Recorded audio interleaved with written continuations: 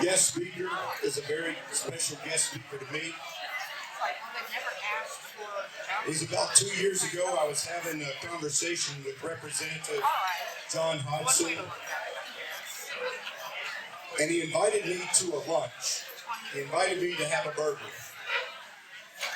because our mutual friend, Dr. Will Riley, that you may remember from last year, was preparing for some expert witness before the committees at the House. And John said, well, if you know Dr. Riley, come on out. So we went over and we had a burger, and there was this bearded bear of a man sitting cocked back in his chair, and I thought, I didn't expect this. I don't know who this guy is. And he was quiet for about the first 15 minutes, and then he said something, and it immediately clicked to me that this was another Dr. Will Riley brain. And so since that time, we've shared some cups of coffee, and we've shared some phone conversations about some of the national events that are ongoing. And I want to encourage you, I'm certain throughout the course of his discussion with us tonight, he will show you how to follow him. If you are a cerebral person, if you enjoy intellectual rigor, if you enjoy knowing why you should think what you think, you need to read this man, just like you need to read Dr. Riley. Brooks Crenshaw is very acclaimed in his writing, and his writing is deep. So let me give you his official bio. Brooks Crenshaw is a writer, columnist, and speaker. He focuses primarily on philosophy, economics, and history, particularly the importance of inherited story. With a background as a Navy Special Warfare Intelligence professional and an economic advisor and director of research appointee for the Commonwealth of Kentucky, he holds an MBA from Vanderbilt University. He resides here in Shelby County with his wife, Christy. Brooks. The floor is yours, sir.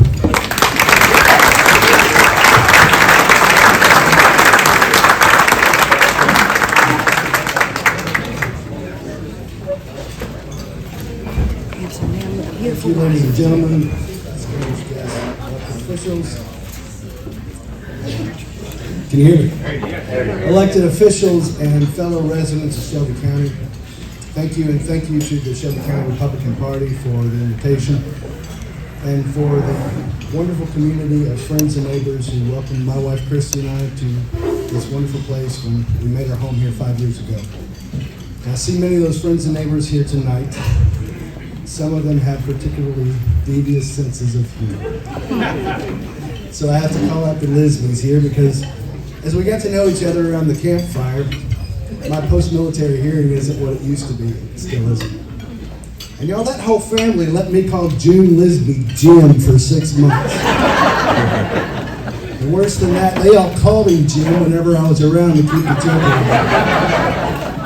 And so that is dedication to a punchline that I respect immensely and what you might call a tribal rite of passage. So thank y'all for coming tonight. We couldn't ask for better friends and neighbors. As mentioned, I am an opinion contributor at the Daily Caller and an author at the Substack, The Dataless Thread, which focuses on proper connection with our past in pursuit of the future. In previous life, I was an intelligence professional for Naval Special Warfare, supporting small teams of dusty, bearded men who went out at night to strike fear in the hearts of our enemies. And I see a few of those here tonight. Good to see you, gents. And in that role, I learned the importance of proper information being a driver of action. And my role required me to immerse myself in the philosophies, doctrines, and tactics of our enemies. And having performed that regarding Al-Qaeda and the Taliban, I will now apply the same lens to the current enemies of the American experiment, both foreign and domestic. And so these enemies have a shared goal of centralizing global power through the erosion of individual liberty, largely in the West. And while they might desire a different end state, some seek a global Chinese communist surveillance state, others seek a global financial oligarchy that resembles modern feudalism, and still others a global Islamic caliphate. They are united in treating humanity as a resource, like a silo full of grain to be managed and exploited, rather than as individuals to be free. And so before we explore some of these adversaries, I can't get to all of them in the time allotted, so we're going to cover some key ones. It's first important to understand the battlefield on which we fight them. Because throughout political history in America, what has appeared to be a shifting and swinging of political power back and forth between two opposing parties has actually been a sequential stacking of federal power across that same amount of time. And so in recent years, Joe, if you'll hit me, I developed a political theory model that captures this dynamic and demonstrates the fact that with every swing, whether from New Deal era or Great Society era leftism to Patriot Act era security state to COVID response, each of those has unequivocally resulted in a consolidation and a compounding of federal authority. And so each crisis, real or manufactured, has driven a tightening of the system. And understanding this pattern is critical in addressing it.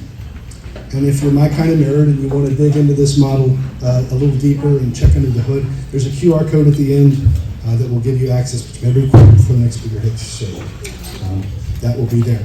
I'm going to show you some data points here very quickly just to look at some trends over time. And because this data validates this model as reality. Go ahead, Joe.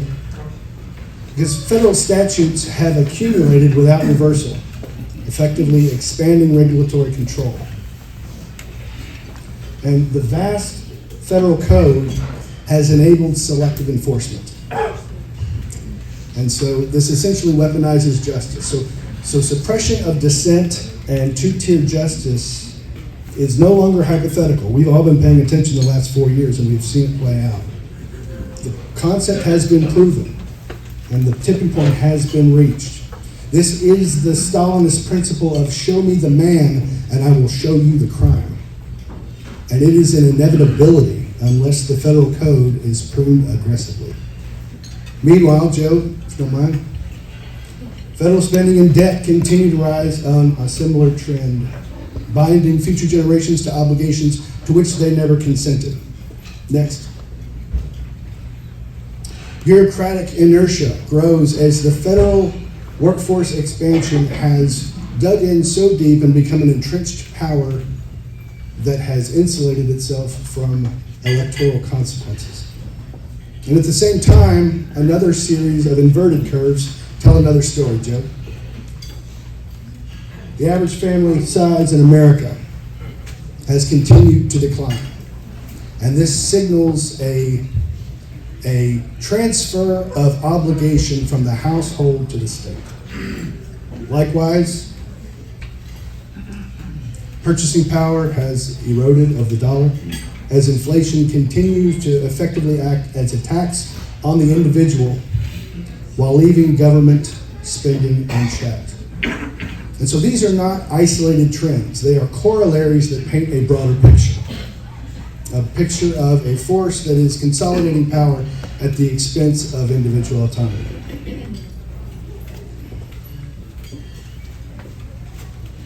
And so, now that we've set the stage, how power has accumulated, how the system tightens, and how we got here, it's important to explore some of the key figures that have driven these trends. And so it's appropriate for me to begin this story in 1939 during the Chinese Civil War. Mao Zedong, after having been handed multiple defeats at the hands of the nationalists, retreated into a mountain stronghold in Shaanxi province. And there he reamassed his power, and he rebuilt his forces, and he established, ultimately through victory, a communist regime that became the model for revolutionaries worldwide. And so Mao's Long March, as it became known, became a model for Neo-Marxist strategy. And because by the late 1960s, it was apparent that a violent communist revolution was impossible in America. And so Neo-Marxist figures like Rudi Deutschke and Herbert Marcuse they took Mao's Long March strategy and they modified it into a strategy known as the Long March through the institutions, an intentional infiltration of academia. And so they cut their hair and they put on tweed jackets and they embedded themselves in the universities, not to overthrow the system outright, but to slowly subvert it from within, to soften the target and set up the battlefield for a future victory. Economic Marxism had failed in America because, as it turns out, capitalism delivers the goods. And it raises the quality of life for every American. And so our enemies acknowledged this, and they modified their strategy into a cultural revolution model in the spirit of Mao. They infiltrated under the guise of progress, while never losing sight of their end state of central control. While embedded in academia, they published literature that crafted itself into weapons known as critical theory and critical consciousness. And you are very familiar with critical consciousness under another name. Because once it was filtered through the 1970s lens of the black radicalism in figures like Angela Davis of the Communist Party and Kimberly Crenshaw, it became known as woke. And so woke is what we would call a critical center of gravity. It is both psychological warfare tool and operational force multiplier. But it isn't really anything new in the same sense that Karl Marx and Jean-Jacques Rousseau never really invented anything novel. They merely rechanneled the spirit of Cain from the book of Genesis. That envy-driven wrath that has tempted mankind throughout his history. Because when some see others with more, they are mobilized and radicalized by these forces to come to think that it is because they themselves have less. And as James Lindsay, the academic, has said, woke is Maoism with American characteristics, and that's the best definition I've heard today. Its strength lies in its ability to evolve. It adapts like a virus. And this is a comparison that its advocates use. Because when it is pinned down, and woke is nominally pinned down now, but it adapts, it rebrands, and it comes back stronger. Its critical infrastructure has been the successful capture of agencies, NGOs, and institutions through the praxis of critical theory. And this is incredibly operationally effective, as Lindsay also states, that you criticize something until you control it. You call it racist until you control it. You call it sexist until you control it. Homophobic, colonialist, until you control it. And that's why they have done it, because it works. And the most visible manifestations of this have been the DEI and ESG commissar systems that reinforce political conformity. And I outlined this in a recent article entitled, Spoiler, Your Company's DEI Officer is a Party Commissar.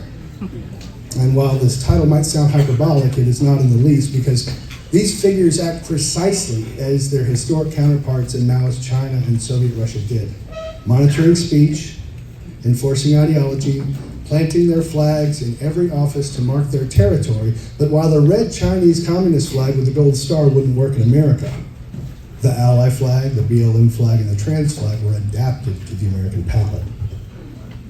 The strategy known as cloud pivot, like woke, has also adapted over the years, but its architects seek to still overwhelm and overburden the American immigration and welfare systems to force U.S. economic collapse. And looking back at the data that we were looking at before, most of this data starts in the 1950s and 60s. And so can we see cloud and pivot playing out? The previous administration, if we'll go back to Black Joe, the previous administration was not simply failing through ineptitude, although ineptitude abounded. They are pushing a system toward breaking because the virus adapts. And please understand, I'm not simply saying here that communists took over the government, because it's a far more nuanced thing than that. It's a complex dynamic in which the intelligence and security state that once fought communism clashed with the Neo-Marxist movements and its figures. And a lot of this matured during the Obama administrations. And what resulted is what is known as a Hegelian synthesis. It's when two opposites clash, and what remains is this blob of the best tactics from both sides in a new alignment. And that presents itself in figures like John Bolton, and Susan Rice, and Victoria Nuland, and Samantha Power. And so we haven't won, and woke is not dead, but it's as if we've gotten the ball at the 2-minute warning, but we have a stellar 2-minute drill to run. But I sure am excited. Over the last 2 months, do we not feel better that President Trump is the president?